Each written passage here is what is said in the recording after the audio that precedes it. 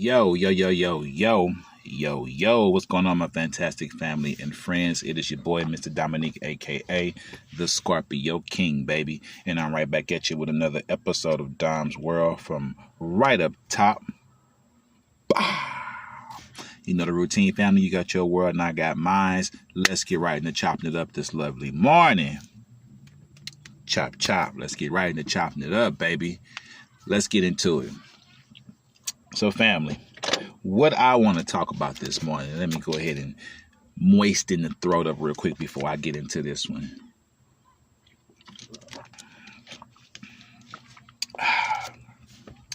Somebody's being tested right now.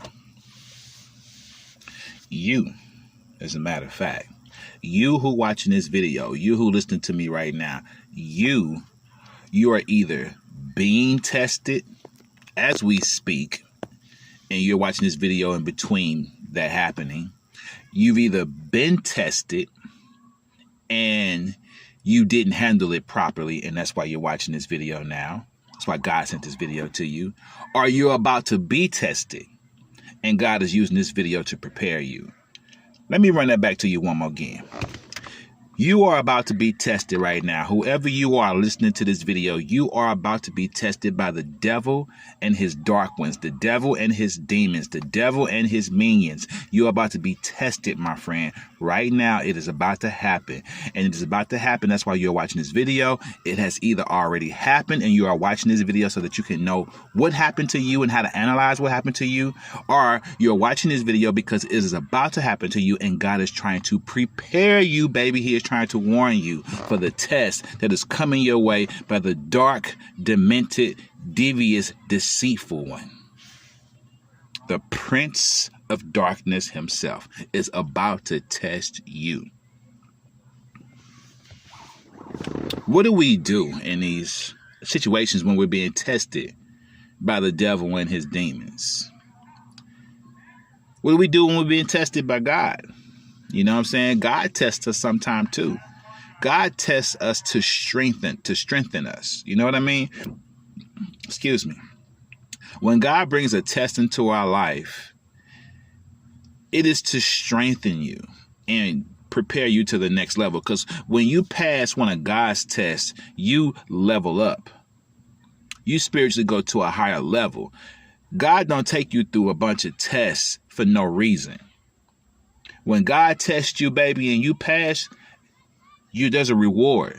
It's called elevation. It's called spiritual growth. It's called maturity. That's the reward when you pass God tests. When the devil tests you, you get stronger. But the thing about when the devil tests you, he is trying to break you. He is trying to make you miserable. He's trying to frustrate you. He's trying to isolate you. He's trying to hurt you, harm you. Anything bad that you can think of, that's what the devil's trying to do to you when he tests you. The devil hopes you fail when he tests you, but God hopes you pass. God prays for your success when he tests you. God wants you to pass. The second he gives you the test, he is praying for you to succeed and pass. The devil gives you a test, praying for your downfall, hoping that you fail. Y'all don't hear me now.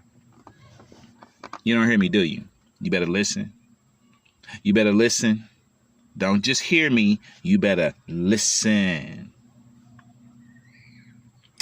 Family, I was tested. Not just recently, but over the last couple months, I've been tested a few times. See, the devil will use people close to you to test you too. And it doesn't mean that these people are bad people. It doesn't mean that these people are evil people. It doesn't mean that these people work for the devil. It's just that these people may not be as spiritually mature as you are. They may not be at the level you are when it comes to spiritual maturity. So God can easily use, not God, but the devil can easily use these people who don't know any better.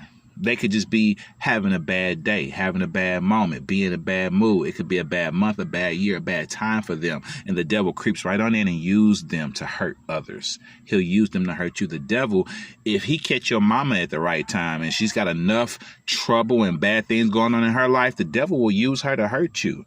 The devil will use her to put guilt on you. The devil will use her to say hurtful things to you. If the devil can catch your spouse, your husband, or your wife at a downtime for them, they may be going through troublesome times in their life.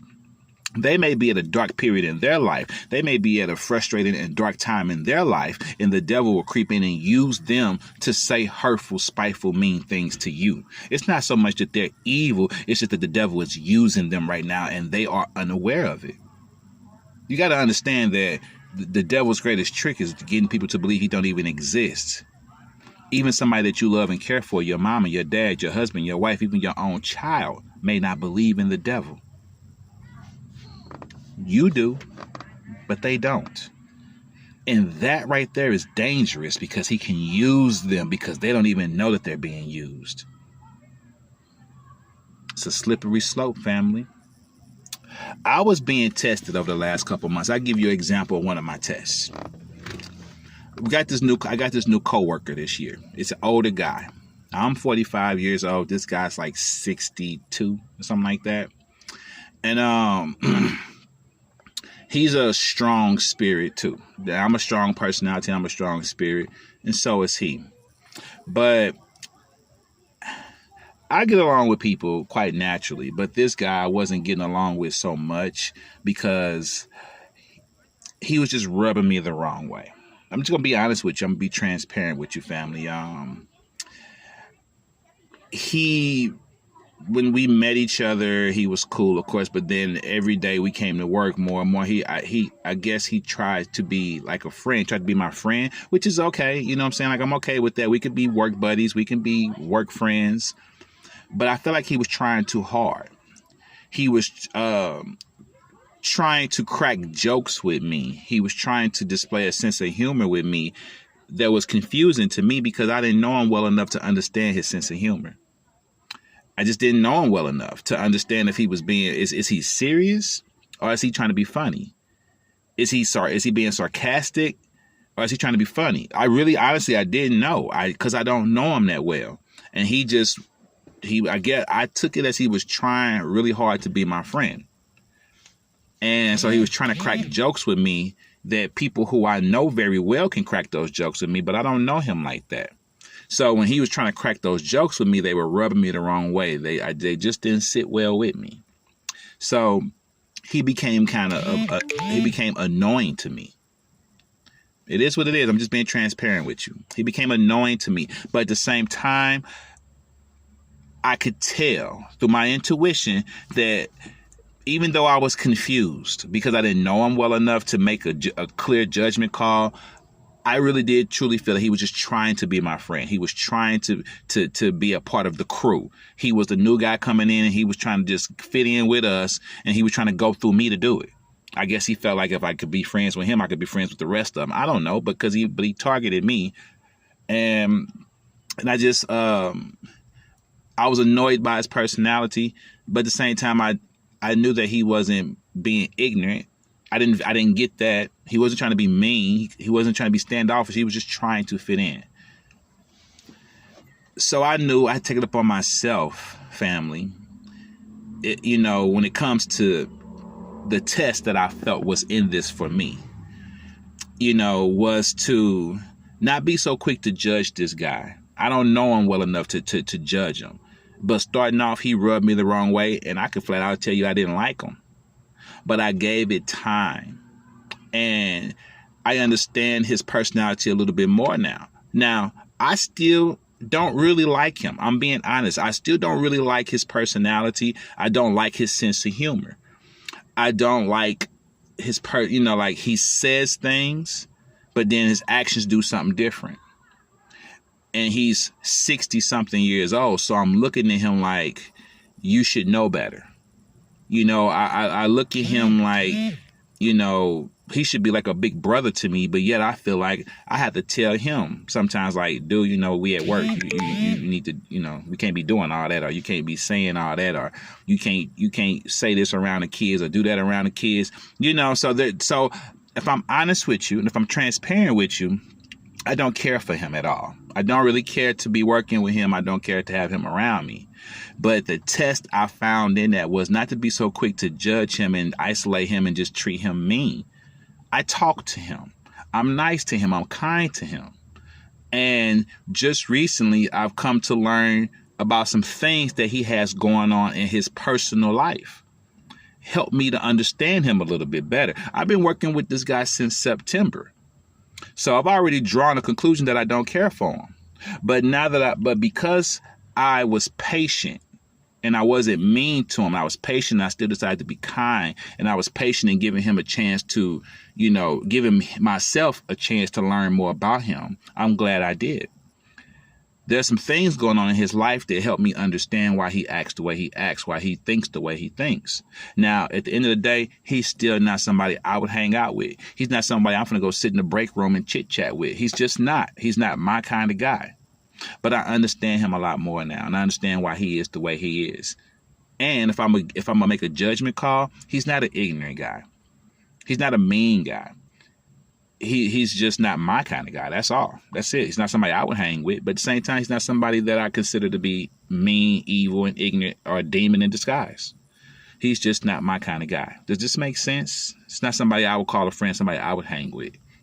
The test in that for me was to not be so quick to judge and to be patient before deciding whether or not I like someone. Some of you may be going through that right now. You meet somebody, and on a first impression, or the first glance, or the first conversation, you deem them unworthy of your friendship, unworthy of a conversation with you even. It doesn't have to be all about friendship, but it costs you nothing to be kind and to be nice to people and talk to people, right? Especially when you work together. Some of you being tested out there. Don't fail your test. God is testing you. The devil is testing you. And if God is testing you, you want to pass your test so that you can go to the next level of your spiritual growth. If you don't pass your test, you got to retake it over and over again. It's just like school. It's no different. You flunk the test, you got to take it again. You don't pass until you succeed in answering all the questions, until you succeed in passing the test. If you flunk it, you got to take it again until you pass it. So if God is testing you, you want to succeed and pass your test. Show spiritual growth, demonstrate spiritual growth, be spiritual growth. If the devil is testing you, you want to pass your test. You want to crush the devil. You want to show the devil that his tests don't work. He can't break you. He can't deceive you. He can't beat you. He's beneath you. You stand above him because you walk and work for a higher power, and that's God. You understand what I'm saying to you? Some of y'all being tested, and I hope you are prepared and you realize this now, that the devil is trying to test you. Maybe God is testing you, but regardless to whoever it is testing you, you must pass, my friend. If you don't pass, you will take the test over and over and over again, regardless to handing out the test, whether it's God